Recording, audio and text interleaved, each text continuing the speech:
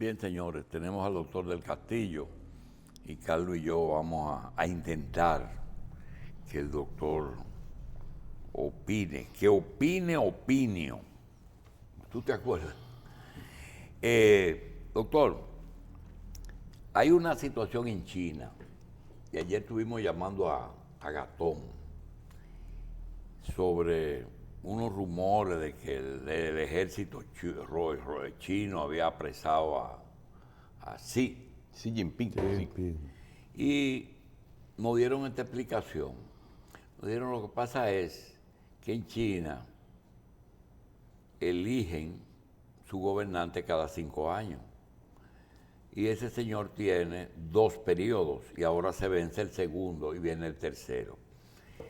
Pero él va a optar por ese tercero, en que ha habido mucho progreso en China, están publicando todos los éxitos comerciales de China, pero también ponen algo que se usa mucho y se usó mucho cuando la época de Mao Zedong, y es la purga.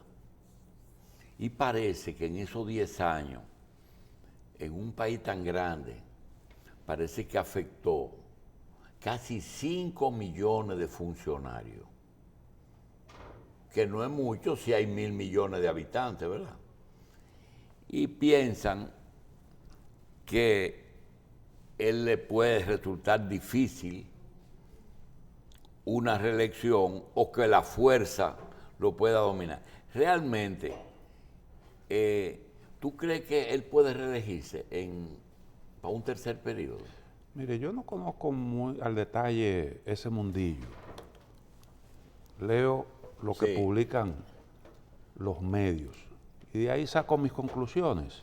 Los chinos tienen sus reglas y ellos se esfuerzan por hacerlas cumplir, no importa el nivel de que se trate. Yo recuerdo, ¿Son reglas de partido? No, reglas, en sentido general. Yo visité China hace un tiempo, cuando eso yo fumaba. Y a mí como somos los dominicanos, en una esquina yo tiré una colilla de cigarrillo y ahí llegó un señor. Y me dijo, me mostró en un papel, un número, una cosa ahí. Y el traductor me estaba diciendo que él está cobrando, pero no te preocupes, que sé yo qué. Y no hubo forma de que ese hombre entrara en razón. Porque él decía que las reglas eran para todos. Y esa es la norma que hay ahí en esa sociedad. ¿Y entonces, es de verdad que para todo? Sí, ellos tienen sus reglas. Usted puede que no le guste. Por ejemplo, los chinos se dieron cuenta de que un factor decisivo, importante, en la caída de la Unión Soviética fue la corrupción. Y ellos castigan eso, no importa de quién se trate. Ahí han fusilado funcionarios del más alto nivel. Bien. Y eso ocurre siempre. Ahora, ¿qué pasa? Bueno, es verdad, se va a celebrar ahora el Congreso del Partido Comunista.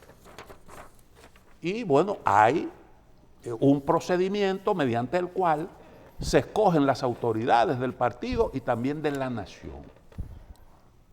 Y es un proceso que es competitivo según las reglas de los chinos.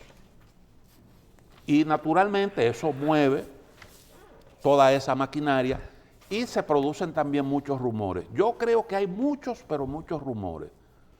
Y eso desde hace tiempo que se ha puesto a funcionar. Fíjense que los chinos desde hace tiempo ya no le ocurren eso eso que se organiza a través de las redes sociales, sí, las manifestaciones artificialmente provocadas, porque hay un mecanismo mediante el cual eso se genera, porque ellos aprendieron la lección. Ahora eso lo han puesto a funcionar, pero de una manera activa. Fíjense, miren lo que está ocurriendo en Irán. En Irán hay una gran ira acumulada, pero también hay mucho de eso funcionando ahora mismo. Pero en China lo que puedo sacar en claro es que ahí cumplen las normas. Sí, las normas chinas, a los chinos. Sí, la de los chinos. Que nosotros por aquí no se critican y dicen... No, ellos cumplen sus normas. Y no sabemos cuál es el método de elección, ¿verdad? No, eso se decide en el Partido Comunista. Es el partido, ¿verdad? Claro. Bien. Y que la historia nos dice que después de Mao ellos siempre han elegido lo que más conviene, ¿verdad? Lo que más le conviene a China. Exactamente. Bien. Y este señor ha hecho un buen trabajo. Yo creo que él ha hecho un buen trabajo porque durante su periodo de gestión China ha experimentado un avance espectacular. Y además de eso, China ha diseñado planes que han servido para catapultar al país. Sí. Tiene mérito, indiscutiblemente tiene mérito, pero hay un momento en el que las cosas se agotan. Y China ahora está viviendo algunas dificultades económicas agotamiento, sí. porque hay un problema en el sector inmobiliario. La crisis no deja de afectar a China también, a pesar de que siempre ha sido una economía dinámica, una de las de mayor crecimiento, pero tiene también su nivel de afectación. Y todo eso incide en el ánimo de la dirigencia china. Cuando uno ve, uno se pregunta sobre el sustento económico de China para una población tan grande y para haber sacado de la pobreza a tanta gente, uno se pregunta, ¿es que toda empresa china y todo ese complejo industrial que ya no hay, es como la atmósfera económica del mundo, que donde quiera tú te encuentras los productos chinos, eso es del Estado o se puede hablar de que hay unos ricos chinos al margen de lo que es la política del Estado de China? No, yo creo que la economía Toda china, la riqueza que genera la industria, el sistema industrial chino es para el gobierno chino. No, la economía china es una economía mixta. Ahí hay empresas que son estatales, pero hay un montón de empresas que son privadas.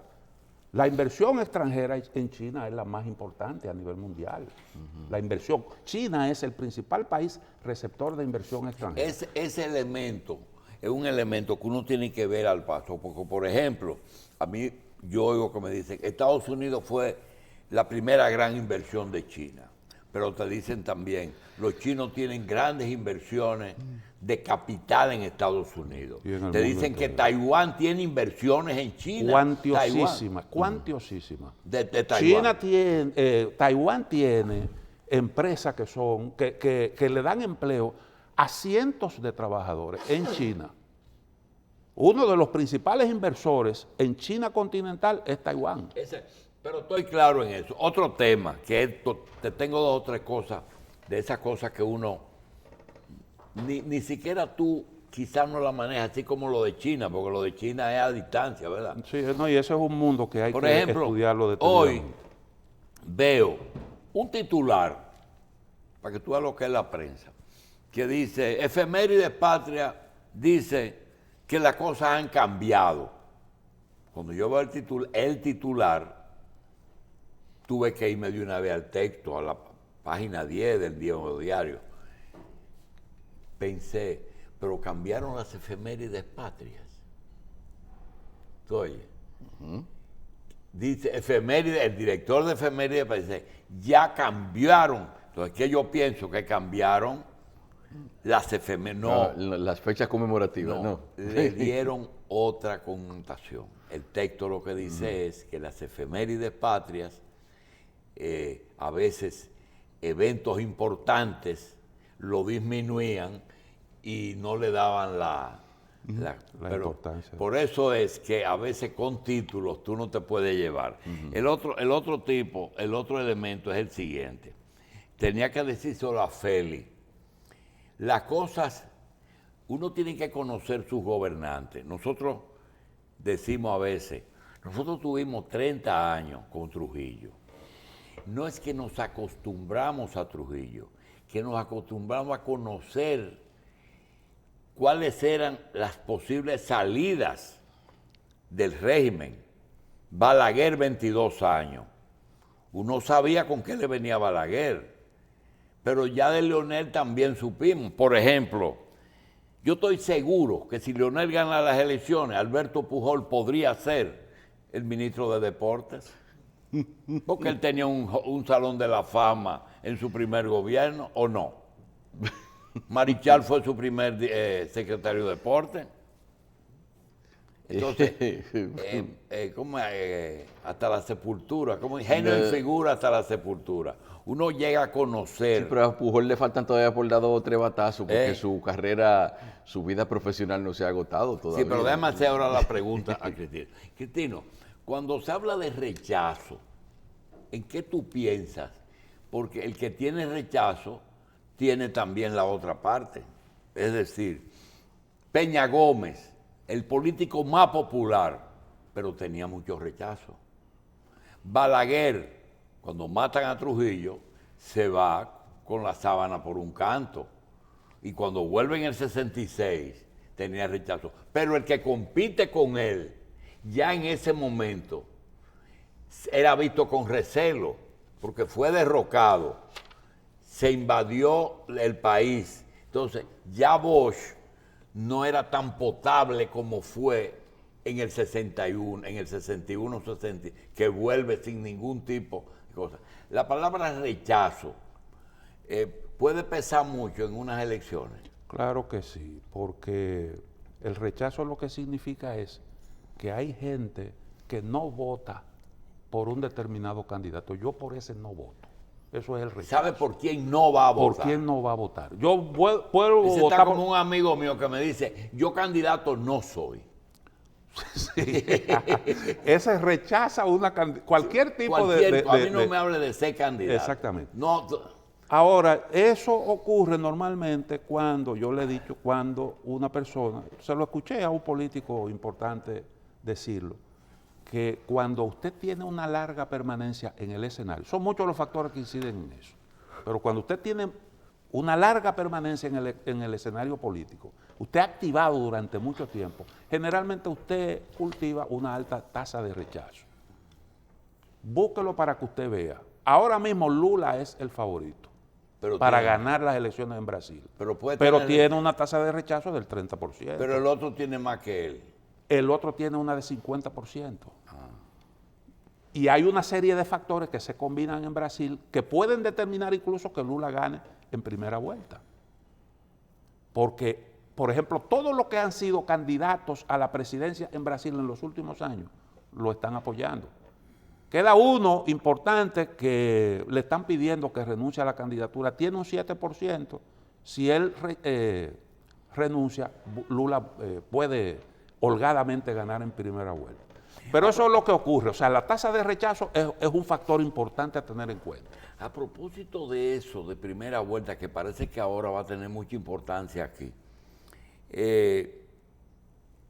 hay partidos que van a elecciones y se sabe de antemano que es para negociar en la segunda vuelta.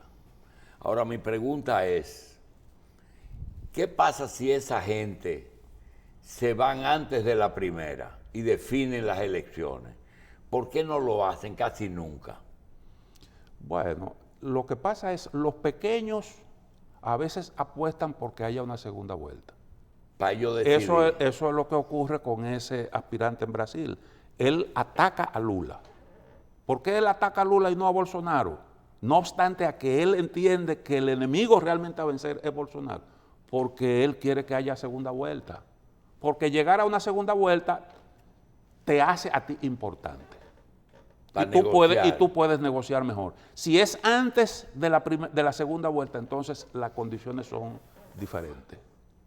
Y ese es el asunto. Cuando hay sistemas de doble vuelta, las negociaciones son necesarias. Es muy difícil que un partido político solo, salvo que haya una circunstancia muy especial, que gane solo en una primera vuelta. Eso es sumamente complicado. Lula decía en un discurso recientemente que él, las 2 elecciones que ganó, la ganó en segunda vuelta. Lula, que hizo una primera gestión muy buena en Brasil, pero muy buena, con muy buenos resultados. Un montón de programas sociales, gente que sacaron de la pobreza, pero ganó su segundo periodo en una segunda vuelta. O sea, la negociación es una cuestión fundamental. Negociación y unidad partidaria, que sí. Ese es otro factor importante. Pregúntale A Danilo, a Leonel. Exactamente, exactamente. Y eso es un riesgo que tiene ahora, sobre todo el PLD. El PRM no tiene, aunque hay unos ruidos internos ahí, yo siento que un poquito se ha descuidado eso, pero la unidad del PRM no se vislumbra en graves riesgos, ni la de Fuerza del Pueblo tampoco. El PLD tiene el reto de manejar bien su proceso interno. Todo parece que aquí va a haber segunda vuelta, ¿verdad? Yo creo que sí. Yo creo que sí. Ahora, hay cosas que se definen próximo a las elecciones. Ahí es cuando usted ve realmente cómo es que se deciden las simpatías y las antipatías. Porque hay un montón de factores que, mientras la fecha de las elecciones están distantes, como que no se despejan bien. Eso lo vamos a ver un poco más adelante, cuando las cosas comiencen a expresarse. Doctor, hay una noticia, hoy dice 260,000 jóvenes, personas de 18 a 65, a 35 años, evaden o quieren salir de Rusia. Y no hay explicaciones de que realmente, ayer se lo decía Carlos, en términos generales, nadie, por más patriota que sea, quiere ir a la guerra. Claro. Siempre tenemos casos famosos, por ejemplo, el caso de Cassius Clay, yo no voy a matar gente, ni yo, pues no hay ninguna razón para que yo. Otros tienen el problema de que se enferman, ponen motivo, etc. Es decir, hay nada. ¿Qué posibilidad hay de que cuando eso ocurra no es rechazo al gobierno ni a la decisión de Putin, sino que yo no quiero ir a pelear, sencillamente? Claro, no, porque eso es arriesgar la vida. ¿Y qué posibilidad hay de que cuando hay esas situaciones se contraten soldados de fortuna? Bueno, eso tiene un costo muy alto. ¿Dónde usted lo va a contratar? ¿Dónde lo va a contratar? Los rusos tradicionalmente han convocado sus reservas. Siempre hay una resistencia. Cuando lo de Afganistán, yo estaba allá, nunca vi ningún tipo de manifestación en ese sentido. Claro, en aquel entonces había mucho más control que ahora, mucho más control que ahora. Ahora todavía la gente puede expresarse. La gente se expresa y hay esa inconformidad. No es fácil, no es fácil. ¿Usted sabe por qué los sandinistas perdieron las elecciones en el 90? Por ese problema, por ese problema. Eso me lo comentó una señora que yo tenía, que yo conocía ya. Me dijo, yo quiero mucho a los sandinistas, pero lamentablemente yo tengo a mi hijo que viene subiendo ahí, ya está casi en edad de ir para el ejército, para el servicio militar, y yo quiero que eso termine. Y eso fue un factor. La movilización, la gente, usted veía, realmente el frente en ese momento tenía altos niveles de simpatía, pero eso gravitó muchísimo. En Estados Unidos, el factor Vietnam, eso se convirtió realmente en un trauma. Yo dije soldado de fortuna, ayer Carlos lo definió como mercenario. Mercenario. Es decir, es la persona que pelea en una guerra exclusivamente por un pago. No es ideológico, no es religioso, no es patriótico, sencillamente por un pago. Entonces a mí se me ocurre que la solidaridad en algunos casos funciona. Por ejemplo, si tú coges las invasiones, las dos grandes invasiones que le hicieron a Trujillo en el Luperón y Maimón Heterohondo, sí, habían extranjeros, pero esas personas eran sólidas. Bueno, Diego, por ahí andaba Delio Gómez Ochoa, sí, por ahí todavía. Y esas personas no eran mercenarios. Igual que Capozzi y, ¿cómo se llama el otro? Capozzi, Jacques Vieux. No, Jacques Vieux tenía mucho tiempo aquí. Esa gente no eran mercenarios. Igual que hay una situación que pone a uno a pensar, y es cuando es solidaridad internacional o cuando es algún interés de ese tipo. Trujillo contrató 3 croatas o húngaros, un húngaro y un croata. Sí. Lo contrató Para la armería. para que formen una milicia antiguerrilla, y otro lo contrató para que construya una armería, la fábrica de San Cristóbal. Sí. Y esa gente, cuando terminó eso, se fueron, ¿verdad? Ellos no murieron aquí, ni peleando, ni nada de esas cosas. Cesen se llamaba el húngaro, él formó las milicias, y Kovacs fundó la armería de San Cristóbal. Entonces, Ahora, Estados Unidos eso lo ha legalizado. En Estados Unidos hay contratistas Sí. que realizan determinadas... Hay empresas, por ejemplo, en Irak habían empresas que tenían bajo su responsabilidad determinadas zonas. Y ellos aportaban, buscaban las armas, buscaban los soldados, los entrenaban y se encargaban de eso. No, mire, hay una empresa llamada Blackwater que decían que tenía hasta su propio supertucano, que era un grupo de gente que llegaron primero a Irak como militares de ocupación, se retiraron y después volvieron como empleados privados de una compañía a seguridad de dignatarios. Era una compañía de seguridad. Sí. Bueno, Un la compañía contratista. de Miami que aportó los soldados colombianos que participaron en el asesinato de de Moïse. Haití, ¿verdad? Sí. Eso es una compañía privada. La gente que dejaron de ser de militares. Esos colombianos militares entrenados, bien formados, con mucha experiencia. En estos días Petro pidió excusa. Sí, exactamente. Pidió excusa porque colombianos participaron en eso. Exactamente. Hay muchas cosas que... Ahora, en lo que usted decía, lo ideológico funciona. Por ejemplo, esos yihadistas que participan en esos conflictos, por ejemplo, en Afganistán, gente que va de distintos países, musulmanes, se identifican con esa causa y participan voluntariamente, sin pago ninguno. Y el otro caso, doctor, el ISI, crear un cuerpo extrayendo sentimientos de un pueblo, es decir, grupos que no tienen posibilidad de crecer, viene una potencia y los alimenta, crearon el ISI para crear el problema a Siria, por ejemplo. Sí. O lo que está pasando en Haití, que están alimentando a los pandilleros, que están, porque esas armas no las compraron ellos. Ellos no tienen con qué comprar eso. Entonces tú tienes gente que tiene un arma que vale miles de pesos y no tienen con qué comer. Ese es pero con el tiempo, esa gente comienza a tener incidencia.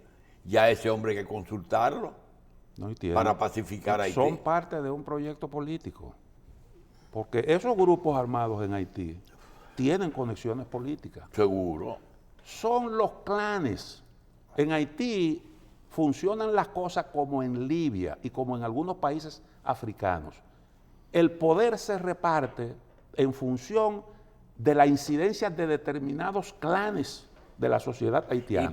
Y siempre le han dado participación en el poder. Incluso Duvalier lo utilizaba esos grupos que tenían sus líderes identificados claramente, tipo Libia, unos caciquitos. Pero eso tú no puedes usar el sinónimo de tribu, ¿verdad? No, son clanes. un poquito más de... exactamente, algo un tanto diferente, pero más o menos por ahí es que anda.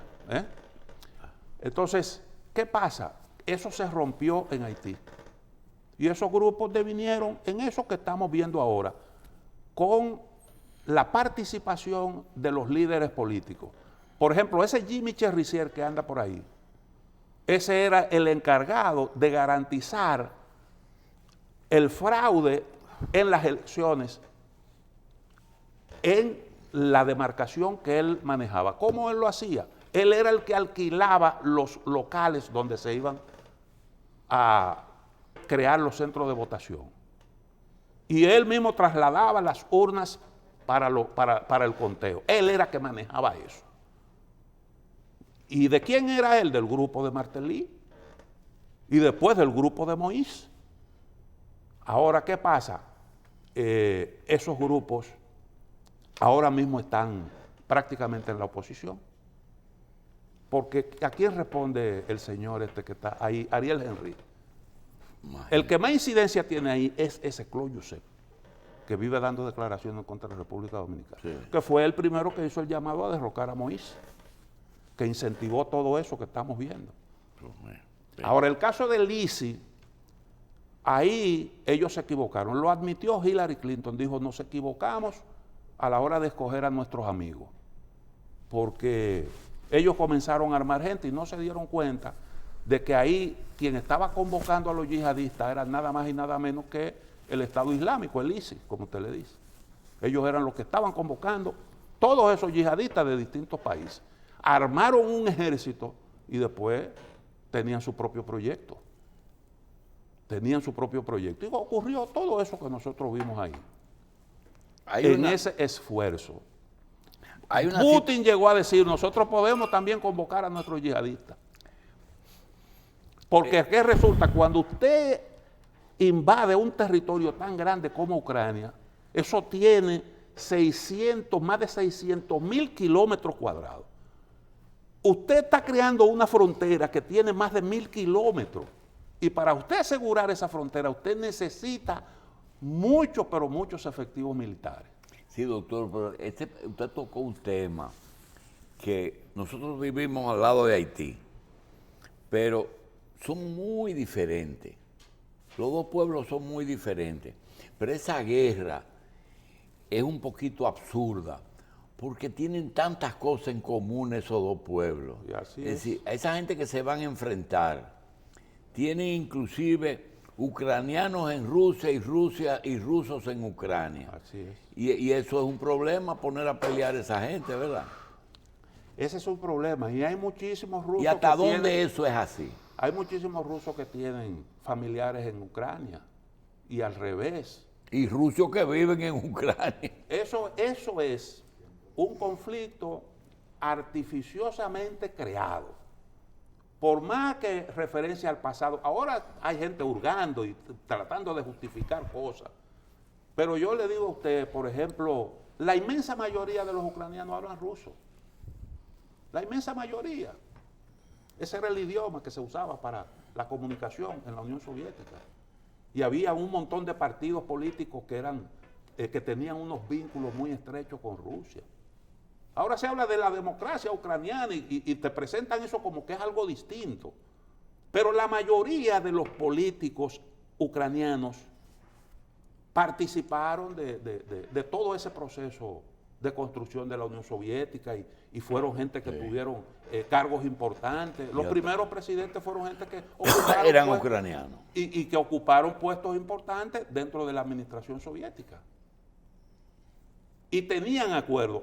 Rusia le vendía a Ucrania, le vendía electricidad, le suplía gas, le pagaba por Crimea y además de eso le daba créditos blandos para que atendiera sus necesidades. Y esa URSS, con 15 países, ¿verdad? Sí. ¿Era una sola nación o tenían cosas diferentes entre ellos? No, eso era un Estado multinacional. Entonces, un montón de nacionalidades. Pero tenían, por ejemplo, acceso. Tú tienes 3 o 4 jefes de Estado de la URSS que venían de esas, sí, ¿verdad? Stalin, Georgia, Stalin, Ucrania, Khrushchev, sí. Y eso no lo discriminaban, ¿verdad? No, bueno, ahí había posibilidad. Había discriminación, porque en todas partes hay eso. En todas partes hay eso. Un individuo del Asia Central perfectamente en algunos círculos moscovitas podía no caer bien. Sí.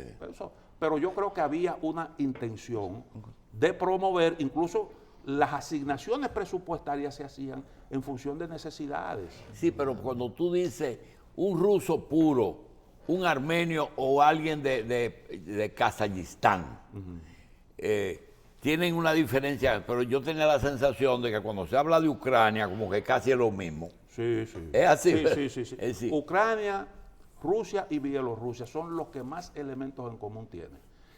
Usted Y va, los 3 países bálticos no. y también los 3 países bálticos, ciertamente, sí. Y hay otros países europeos que también tienen, por ejemplo, Polonia. Sí. Polonia, lo que pasa ahí hay una serie de hechos históricos que han creado Marcar la diferencia. muchos Bien. resentimientos. El otro- Ahora es diferente, por ejemplo, cuando usted va a una república de esa, del Asia Central, ahí ya las cosas son totalmente distintas. Totalmente distintas, porque son gente que tienen, siempre hubo creencias religiosas, aunque eso Diferente. no. Y esas eran musulmanes, era una tradición. Usted enamoraba a una mujer de esa zona por ahí, usted podía tener problemas. TAN. Exactamente. Bien.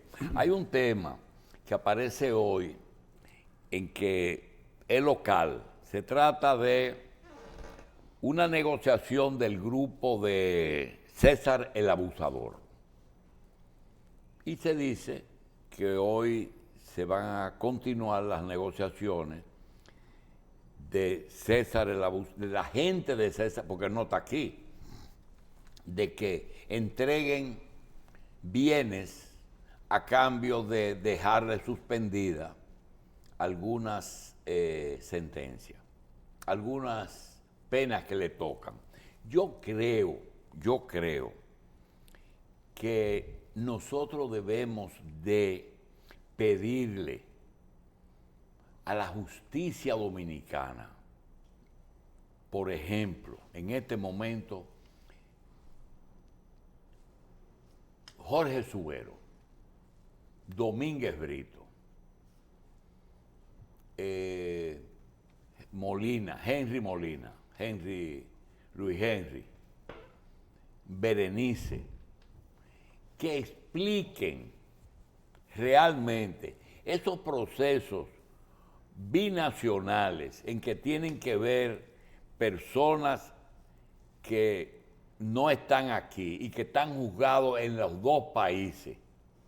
¿Cómo es la parte legal, pero llevado a un lenguaje que la gente entienda? Porque hoy dicen, hay 9 personas que están negociando y se le va a suspender unas penas que van de tantos años a tantos años.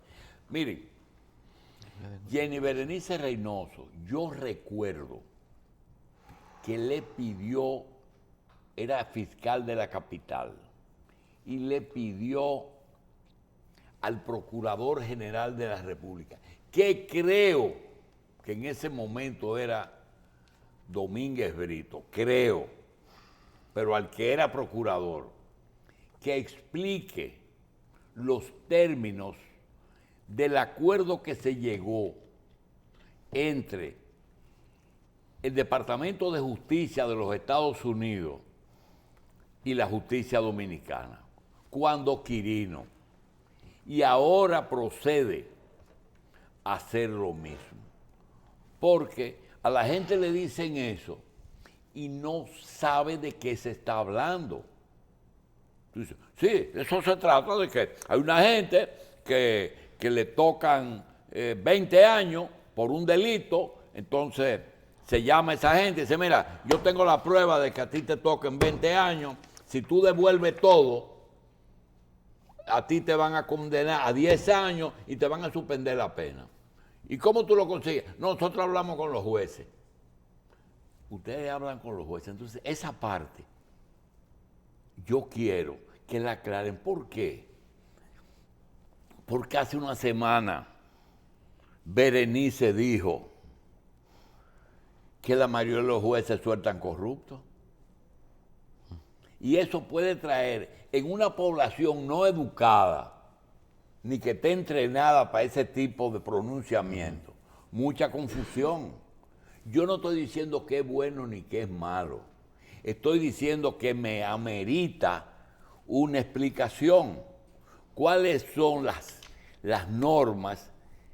Porque nosotros sabemos que en Estados Unidos el fiscal habla con el juez y bueno, pero que lo expliquen.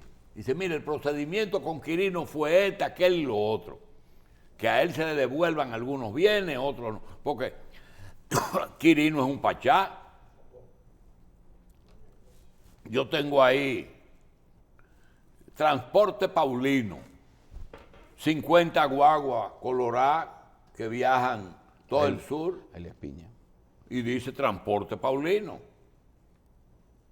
Entonces, necesitamos que en esas cosas, no es que no lo hagan, porque eso es bueno. Si no hay sangre, yo creo que lo que procede es lo que los americanos hacen. Vamos a recuperar.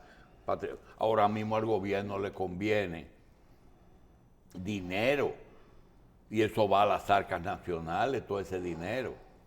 Ahora, lo que estamos pidiendo es que así como ella le pidió al procurador general que le explique, ella siendo fiscal, explícame qué acuerdo fue que hiciste. Ahora nosotros le decimos qué es lo que se está haciendo en ese caso, porque César el abusador va a ser juzgado en Estados Unidos, en Puerto Rico, no sé dónde. Y un grupo de 9 aquí.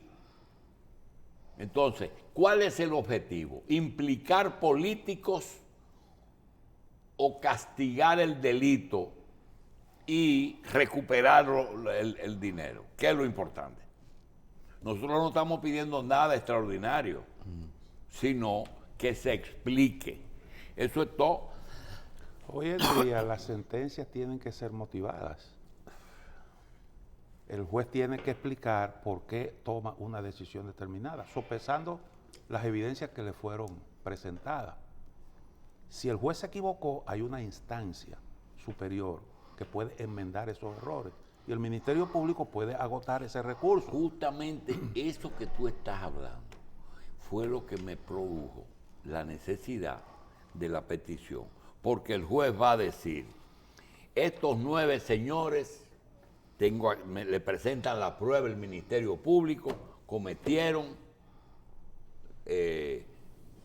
violación a la ley tal, por tanto, este tiene 5 años, este 10 años, este pam, pam, y se van, presos. Ahora, viene el juez de la pena con otra sentencia, suspendida, o una cosa es que le tocan 20 años y le dan 5. Nosotros teníamos los banqueros. A los banqueros, cuando cumplieron la mitad más 1, se le puso en libertad. Entonces, justamente, el acuerdo entre ministerios públicos y juez, que se supone que son 2 instituciones de la justicia separadas, ¿cómo es que funcionan en estos casos? El Ministerio Público se pone de acuerdo con el imputado. Llegan a un acuerdo y el juez tiene que refrendarlo. ¿Tiene? Sí, un juez tiene que Muy avalar bien. eso. Pregunta. ¿Esto es legal aquí? Sí, aquí sí. Está en el Código Procesal Penal. Ya, ¿verdad? Ahora, con ese asunto de las delaciones premiadas, hay que tener mucho cuidado. El otro día hace par de días, Bolsonaro a Naciones Unidas y acabó con Lula. Y él dijo algo muy interesante. Él dijo, el responsable de todo aquello fue condenado en 3 instancias distintas por unanimidad. Y es verdad, Lula fue condenado a unanimidad por 3 instancias distintas. Ahora, ¿qué pasó? Bueno, que hubo una delación premiada y lo que no se sabía, lo que no sabían esos jueces, es que había alguien que estaba manejando eso, el asunto de las delaciones premiadas, armando un expediente como si se tratara de una obra de artesanía. Eso ocurrió y eso se detectó. ¿Usted sabe por qué? Por una investigación periodística lograron conseguir los emails, hackeando computadoras, sí, y consiguieron las evidencias. Y los mismos jueces que condenaron a Lula entonces tuvieron que dejar sin efecto su propia decisión. Sí, justamente es esas situaciones en que tú tienes, por ejemplo, ahora mismo, Trump coge y arremete contra la fiscal general de Nueva York. La fiscal no es juez. No. Esa mujer va a someter a Trump, sí, con una cantidad de pruebas abrumadoras. Ahora, cuando eso vaya a una corte, posiblemente lo condenen. Ahora, cuando eso vaya a la Suprema Corte de Justicia, y esa Suprema diga lo siguiente: ese señor era presidente de la República, ese señor no es un ciudadano común, ese señor aspira a la presidencia y esa es una persecución política. Desestimamos eso. Lo hace una Suprema que él puso. Eso puede ocurrir. Eso puede ocurrir. Eso puede ocurrir. En Estados Unidos puede ocurrir eso. Y déjeme decirle que a lo mejor con algún fundamento legal, porque Donald Trump fue presidente de la República y tuvo acceso a todas esas informaciones. Pero seguro. A todas esas informaciones. Y si no la tiene en los papeles, la tiene en la cabeza, doctor. Exactamente. Porque si no lo tiene en la cabeza, en los papeles lo tiene en la... Lo que él tenía en los papeles ahí. Y el presidente, hay un procedimiento, es verdad, parece que él no lo manejó adecuadamente, pero el presidente puede desclasificar informaciones. Eso es lo que le está alegando. Yo desclasifiqué eso. Sí. Ese es un alegato. Él alega eso. Sí, él está alegando. Y él tiene facultad para desclasificar antes del tiempo que la desclasificación. Él puede tomar esa decisión, claro está. Esa es una de las facultades que tiene el presidente de Estados Unidos. Ahora hay un procedimiento para eso. Ya. Tiene que consultar con las agencias que generó la información. Ya. Y eso tiene su proceso y dependiendo del tipo de información de que se trate. Bueno, entonces culminamos con que, así como Berenice pidió a Domínguez Brito, y creo que se lo pidió a Subero, porque en ese momento negoció la Suprema con el Ministerio Público y llegaron a un acuerdo. Yo creo que ahora, con ese acuerdo, lo pueden hacer, lo deben hacer, está muy bien hecho. No estoy cuestionando el procedimiento, estoy cuestionando la explicación. Porque los pueblos tú no le puedes venir con una visita sorpresa. Porque la justicia no puede ser sorpresa. Tiene que ser cosas que uno pueda asimilar y entender. Que a lo mejor es poco lo que le están haciendo, a lo mejor es más que deben hacerle. Bien, vamos a hacer una pausa.